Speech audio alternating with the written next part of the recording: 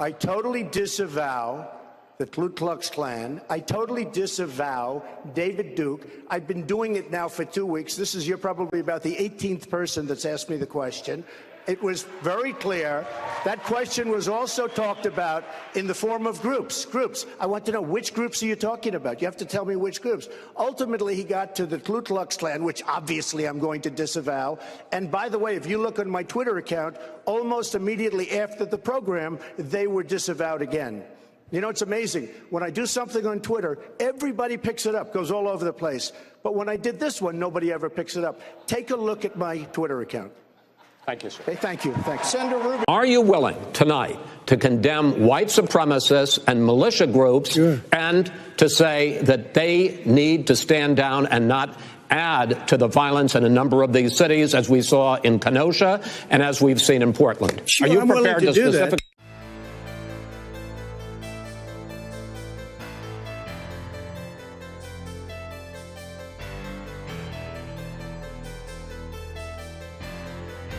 Once again, good evening, everyone. You're listening to Red Pill 78. As always, I am Zak, the corruption detector, and this is another edition of Red Pill News. First of all, today we are going to be talking a little bit about the James Comey testimony from yesterday. He had a couple of things to say that were of note.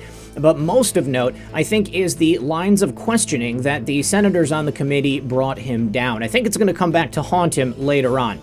Then we're going to be talking about the wiped phones on the Weissman-Mueller inquisition that took place earlier last year. Now, the Weissman-Mueller report, we know, was a complete and total sham, and when it was delivered, there was absolutely no signs of criminal conduct on behalf of the president. However, it looks like there was some criminal conduct on behalf of the Weissman gang there working under Robert Mueller, or perhaps working over, however you want to look at it.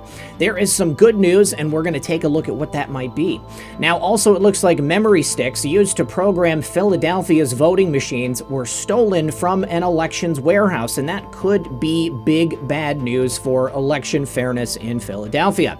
Some good news coming out of the NXIVM trial is that Seagram's heiress, Clare Bronfman, has been sentenced. We're going to take a look at that sentence and what she might have in store for her in the future.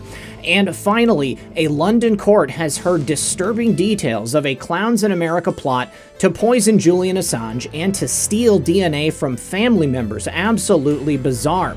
We're going to go over all this and more, so please sit back, relax, grab your popcorn, and we'll be right back after a very brief word from our sponsor. A strange and equally disturbing video from Louisville shows a U-Haul truck unloading riot supplies to protesters, including riot shields, masks, banners, and signs. As things get more tense in this country, it's important to have the ability to protect yourself and your family, which is why I carry the Fighter Flare flashlight. It's an ultra-bright, professional-grade tactical flashlight. It's solar-powered, so I don't need any batteries, and it also has a USB connector, so I can charge my phone or other devices anywhere I go. It also includes life-saving add-ons like an emergency strobe light setting, compass, wire cutter, and a glass-breaking hammer. It's been recommended by military, law enforcement, and emergency professionals. This is the only tactical-grade flashlight that I choose to protect myself and my family. I keep one Fighter Flare flashlight in my car, one in my house, and one in my bug-out bag 24/7. For a limited time, the Fighter Flare flashlight is part of a 25% blowout sale.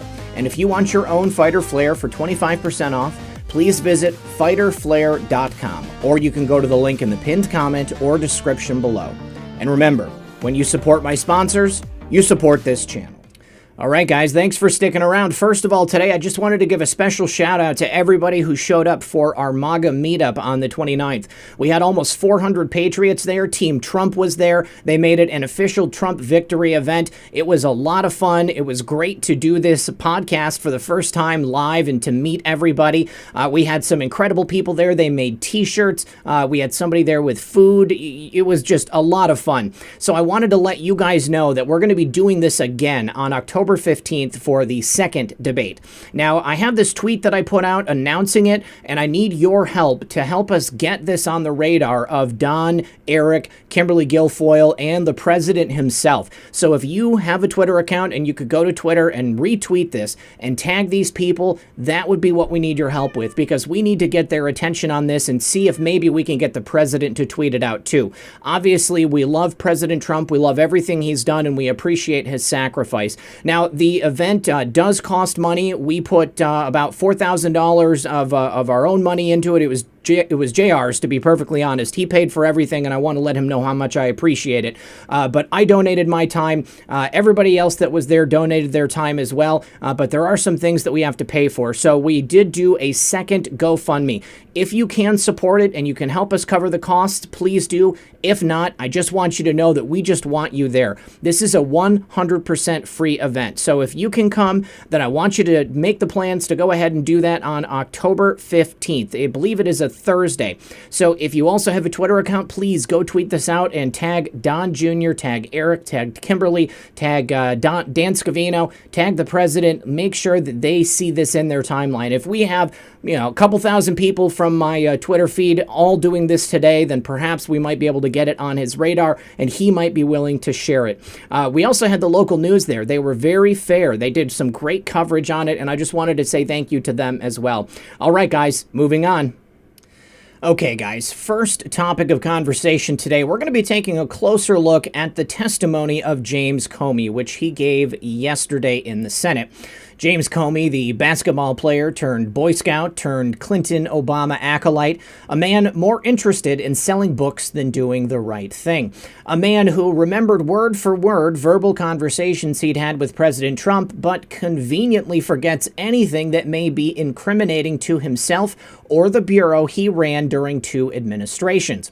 Comey testified yesterday, and I watched it so you didn't have to. But to those who did watch, they were jerked along an emotional pathway, much like the swinging arm of a pendulum, vacillating between anger and outrage at his smug demeanor and apparent failing memory.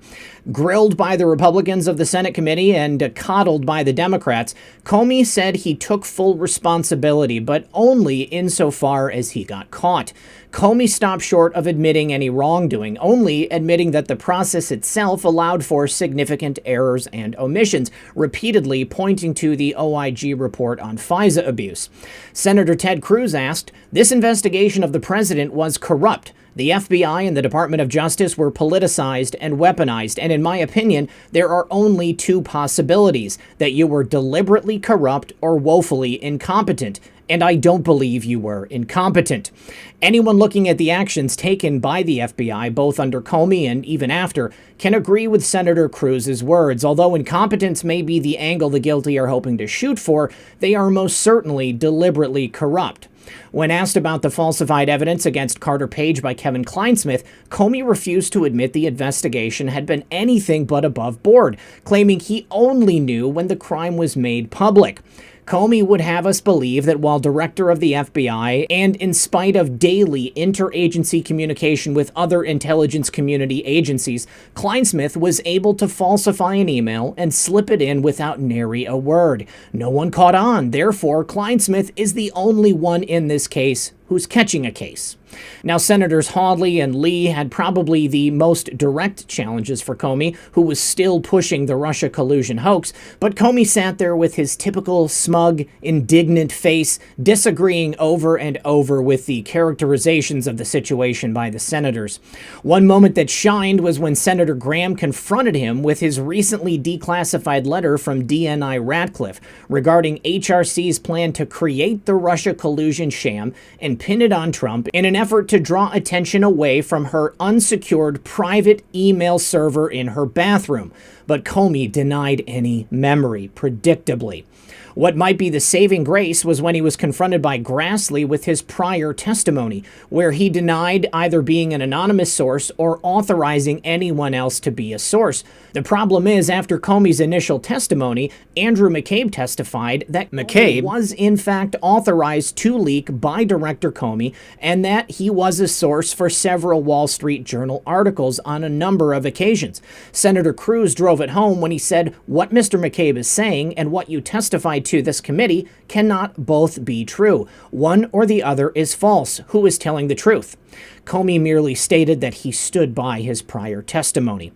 Now, what this means is that either McCabe or Comey lied to the committee, and whoever did is open to perjury charges. All I can say is that, in my opinion, it's time to bring these people to justice. The country has suffered long enough. Now, in regards to Comey's failing memory regarding the swift boating of President Trump, Richard Grenell had this interesting tweet he published earlier. He said there are people who were around Comey who knew he was brief and then directed action. So despite the fact that Comey fails to remember being briefed on this particular situation or even giving people directions after receiving the information, there are other people who can testify to the fact that he knew exactly what was going on. Now, I also want to show you an email from Jennifer Palmieri in regards to this situation as well. So here we have an email from Jennifer Palmieri, and she is communicating with somebody named Joel Johnson. Jennifer worked on Hillary Clinton's campaign, and there was a passage here at the beginning where she says, "Who is in charge of the Trump Swift Boat project? Needs to be ready, funded, and unleashed when we decide, but not a half ASSED scramble."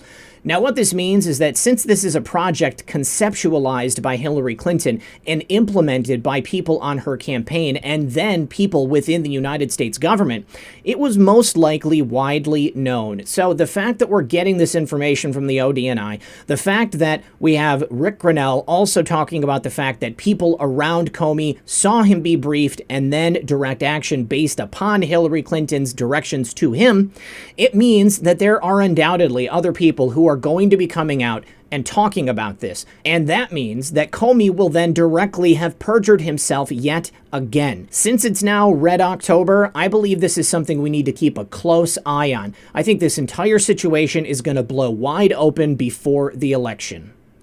Now, one way that might happen is by the reveal of the supposedly wiped phones from the Weissman-Mueller investigation. Remember that Andrew Weissman and his team, several people on it, somehow mysteriously all had their phones wiped because they put it into airplane mode and then they used the wrong password 10 times. Well, there is now an indication that the government may have all of that data on those phones that were previously thought to have been lost. Now, it was recently revealed due to a FOIA request from Judicial Watch. Now, the document that's been released shows that even though the phones were wiped, Andrew Weissman sent out some type of an announcement to the people on the team saying that although the data had been thought to have been lost, it actually had been backed up. Now, Catherine Herridge has been talking about this. Obviously, Tom Fitton has been talking about this as well. Now, but apparently Weissman sent out this announcement and he said that although the wiping had happened, the phones had been backed up to computer systems. He said, "I don't think we lost any data." So if those phones had been backed up, if they had been put on any computer systems and the data had been duplicated, I believe that the government already has this information, especially since we're getting this in the form of a FOIA request. So since the information is being revealed to the public, like James Comey's information, like Andrew Weissman and his team's information, I think that means that it's already been used in the course of an investigation. And now that the public can be made aware of it, it means that indictments are soon to come. Now, considering that we're merely a month away from the election, the security and integrity of our election system is of paramount importance. In Philadelphia, that's recently been a really big deal. We've had a lot of problems with voter fraud, we've had issues with voter theft, and now memory sticks that are used to program the Philadelphia voting machines have been stolen from an elections warehouse. The discovery has set off a scramble to ensure that voting machines have have not been compromised and to contain the fallout. City officials said the theft should not disrupt the election, but I think everything remains to be seen. So that means that somebody out there has the ability to reprogram voting machines. Are they going to take certain people off the ballots? Are they going to use it to have votes counted for only one candidate and not another? Well, a laptop and several memory sticks used to program these voting machines were stolen from a city warehouse in East Falls, officials confirmed on Wednesday. This has set off a scramble, and there is an investigation now to ensure that the machines have not been compromised. It actually remains unclear exactly what equipment was stolen, but sources briefed on the investigation said the items simply vanished this week. The laptop belonged to an on-site employee for the company that actually supplies the machines, and it and those USB drives appear to be the only things stolen, or that are believed to have been stolen. City officials vowed that this theft would not disrupt voting on November 3rd. Someone informed on the matter said, "We are confident that this incident will not in any way compromise the integrity of the election." I want to know how they can be confident that it's not going to compromise the integrity of the election. Behind the scenes, they have actually been fretting about how President Donald Trump and his allies might use this news to cast doubt on the integrity of the city's elections in light of false claims and conspiracy theories he cited during Tuesday's presidential debate. Now, the commissioners initially refused to confirm or deny the theft or that an investigation had been opened. They only did so after the Inquirer informed them it would be reporting the incident based on sources who were not authorized to publicly disclose it. So it looks like somebody actually blew the whistle on this situation. Were it not for them, we wouldn't be hearing anything about it at all. Now, someone in the office said, "Since being informed of the incident, I have immediately committed to making necessary police resources available to investigate this incident and find the perpetrators. I have also committed to the city commissioners additional resources to provide enhanced security at the warehouse going forward. This matter should not deter Philadelphians from voting, nor from having confidence in the security of this election." I don't see how you could have anything but no confidence in the security of the election if it's this easy to steal a laptop and to steal these thumb drives, which are used to fundamentally secure the election. Now, the article goes on to essentially defame President Trump, saying that there's no issues with voter fraud or there's no issues with anybody trying to steal the election. But once again, I think that this very issue right here should majorly underscore the fragility of the system we have right now. This is not the first time that electronic voting machines have been proven to be vulnerable. There have been hacking conventions where people without any prior notice were able to, within minutes, hack into voting machines and to make them say whatever they wanted. All this does is strengthen my resolve to make sure that I use a paper ballot and I vote in person on November 3rd. Now, here is a story we haven't talked about in quite some time, the NXIVM case. Finally, after months of waiting, Seagram's heiress Clare Bronfman has finally been sentenced to more than 6 years for her role in the cult. Seagram's liquor heiress Clare Bronfman on Wednesday was slapped with a stiff sentence of more than 6 years behind bars for her role in the NXIVM sex slave cult. The 41-year-old's eyes widened as Brooklyn Federal Court Judge Nicholas G. Garofis announced her 81-month stint after he laced into her for an hour, saying she used her deep pockets to help silence the group's victims and critics. The Scion had used her incredible wealth and attempted to use her social status and connections not only to support NXIVM's work, but also as a means of intimidating, threatening, and exacting revenge upon individuals who dared to challenge its dogma, he said. Now dressed in a pink shirt, billowy black pants, and a floral face mask, Bronfman, who had been under house arrest at her city luxury apartment and owns an island in Fiji, familiar story, was immediately taken into custody by U.S. Marshals. Last year, she pled guilty to charges of conspiracy to conceal and harbor an illegal alien for financial gain and fraudulent use of identification, admitting she committed credit card fraud on behalf of cult leader and convicted sex trafficker Keith Rainier. But prosecutors have said that Rainier, who ran a master slave group within NXIVM called DOS, where women were branded with his initials and forced to sleep with him, could not have committed his crimes without the help of Bronfman and her $210 million fortune. Before her sentence was handed down yesterday, 9 women who were victimized by NXIVM also tore into Bronfman, calling her a dangerous megalomaniac and predator. Now, according to the judge, federal sentencing guidelines had called for Bronfman to receive up to 27 months behind bars, while prosecutors had sought 5 years. Her own lawyers had sought sought 3 years of probation, denying she knew anything about DOS. But Garofis, who also ordered a $500,000 fine, was not swayed. Miss Bronfman came to learn details about DOS and faced a choice as to whose interests she would protect, Raniere or his victims, the judge said. She chose Raniere unequivocally, and to this day she has not clearly apologized. Her lawyer said he would immediately appeal. The decision was clearly an abomination, he said. It was outrageous. It was a miscarriage of justice. To go 3 times above the sentencing guidelines was totally uncalled for. Now, Bronfman is the first top NXIVM member to be sentenced in the case. 5 others, including Raniere and former Smallville TV actress Allison Mack, who pled guilty to racketeering and conspiracy charges, are still awaiting their fates. As a high member level of NXIVM, Bronfman brought young women into the country illegally, prosecutors said. Bronfman, who was once a top equestrian with her sights set on the Olympics, recruited one wannabe professional horse rider into NXIVM, but the woman was eventually groomed for Raniere's perverted sexual pleasure, according to court testimony. The woman told the court during Raniere's trial that she became a slave in DOS, then was ordered to seduce Raniere. Prior to being sentenced, a tearful Bronfman gave a statement to the court in which she admitted to making mistakes. I'm immensely grateful and privileged that people all over the world are praying for me because they know my goodness, she said. It doesn't mean I haven't made mistakes. I have made mistakes. She then directly addressed one of her victims, identified as Jane Doe, a 12-year-old girl, an immigrant from Mexico who Bronfman recruited to work for a NXIVM-affiliated company while refusing to pay her a living wage. I'm truly sorry for all your hardship and pain I have caused, Bronfman said, her eyes welling with tears. I hope you can forgive me and lead a happy life. But the judge did not buy Bronfman's mea culpa, appearing to see it as a continuing manipulation of the victim. Jane Doe 12 was affected by that. Bronfman is doing again what she did then. This judge is not blind, Miss Bronfman. I saw what you just did, and I'm speechless, he said before shaking his head. Raniere, 60, who was found guilty of charges including racketeering and sex trafficking last year, faces up to life in prison when sentenced next month.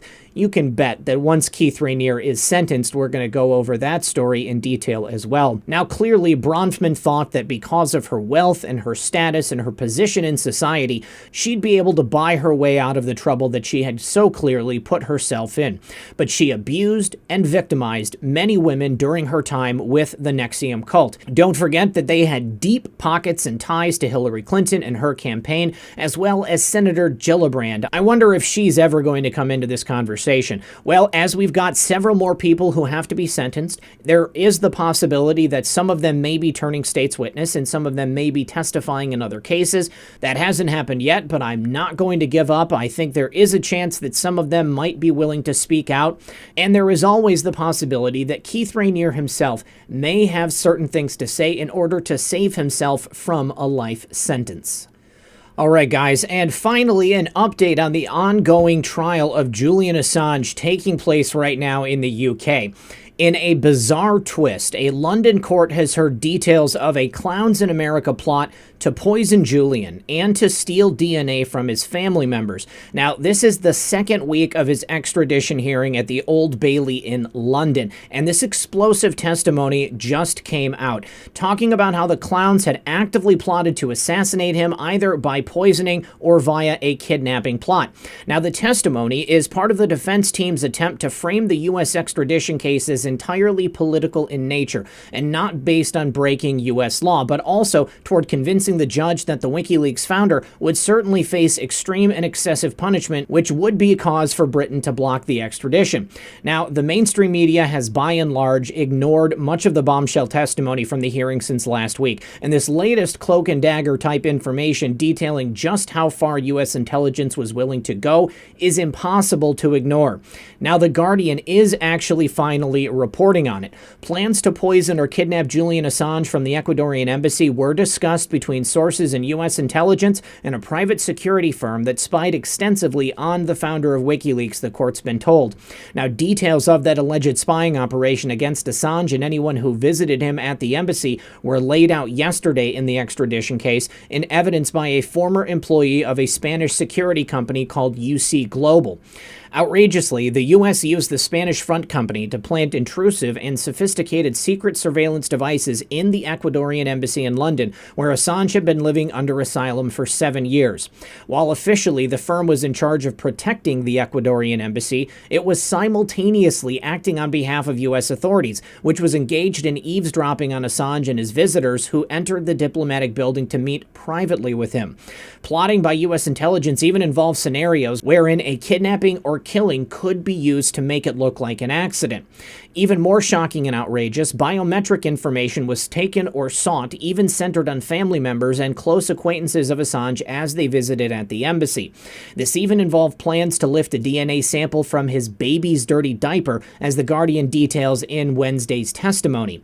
Microphones were concealed to monitor Assange's meetings with lawyers, his fingerprint was obtained from a glass, and there was even a plot to obtain a nappy from a baby who had been brought on regular visits to the embassy, according to the witness whose evidence took the form of a written statement. The testimony was so explosive that the two key eyewitnesses who previously worked for UC Global were allowed to issue their statements under anonymity. This legal protection was granted because they believed the private security firm's director, David Morales, or even U.S. intelligence officials he works with, could seek to harm or kill them. And that is probably a viable fear. The founder and director of UC Global, that's David Morales, had said that the Americans wanted to establish paternity, but the plan was foiled when the then employee alerted the child's mother. Anonymity was granted on Tuesday to the former employee and another person who had been involved with UC Global after the hearing was told they feared that Morales or others connected to him in the U.S. could seek to harm them. Details of their written evidence were read out at the Old Bailey in London on Wednesday by Mark Summers QC, one of the lawyers for Assange, who is fighting extradition to the U.S. on charges relating to leaks of classified documents allegedly exposing U.S. war crimes and abuses. Now, we have an image that's been leaked, which is from Julian's friend Stephen Hu walking into the embassy in London with one of the cyber activist babies in 2017. Let's take a look at that. All right, and here it is. This is Julian's friend Stephen Hu walking in, and I would presume that this is a view taken from one of the cameras that was put in there by UC Global, ostensibly to guard the embassy, but also covertly to spy on Julian Assange. This is pretty wild stuff. Now, basically, the lawyers are saying that this has been a massive intrusion into Julian's privacy, that his basic legal rights were violated, and that if he comes to the United States, more than likely the clowns in America are probably going to end him for good. This is not an unfounded fear. Obviously, the clowns in America has had no problems taking part in assassination plots the world over. Julian Assange is basically very lucky that he is alive to this day. Now, the thing that really bothers me is why doesn't the DOJ come out and give him some type of immunity, since we had that report that President Trump had previously offered that to him in order to get the information related to the DNC leaks. I have absolutely no idea why this isn't going in a different direction, but I think that this goes to show that all of those people who have said for months and months that Assange was already in custody really don't know what they're talking about. All I can say is that I pray daily for Julian's safety and security, and I really hope that we can get this wrapped up and get him here to the United States as soon as possible, because Julian Assange truly is the only person who can deliver first-hand information related to the provenance of this DNC material. And we know one thing: it wasn't the Russians. All right, guys, that is all I have for you today. I want to thank everyone for joining me. As always, this has been Red Pill 78. I am Zak the Corruption Detector, and this was another edition of Red Pill News. Good luck, everyone, and God bless.